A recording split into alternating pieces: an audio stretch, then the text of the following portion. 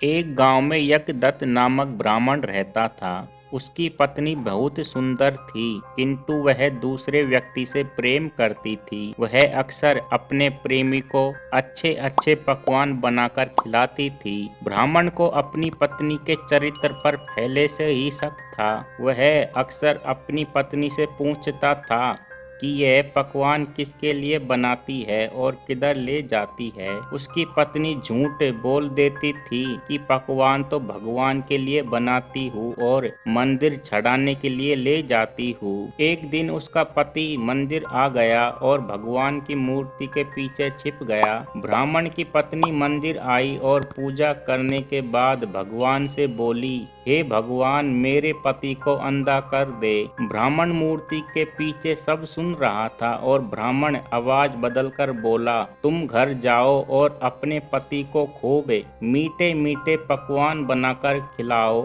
इससे उसे मधुमेह की बीमारी हो जाएगी और वह धीरे धीरे अंधा हो जाएगा। ब्राह्मण की पत्नी को लगा सचमुच भगवान ने उसे ये बात कही है। वह प्रसन्न होकर घर आ गई और प्रतिदिन अपने पति को मीठे मीठे पकवान बनाकर खिलाने लगी। ब्राह्मण भी धीरे धीरे अंधा होने का नाटक करने लगा। ब्राह्मण की पत्नी को लगा भगवान की कृपा से उनका पति अंधा हो गया है। अब वह अपने पति को अंधा समझकर उसी के सामने अपने प्रेमी को घर बुलाने लगी।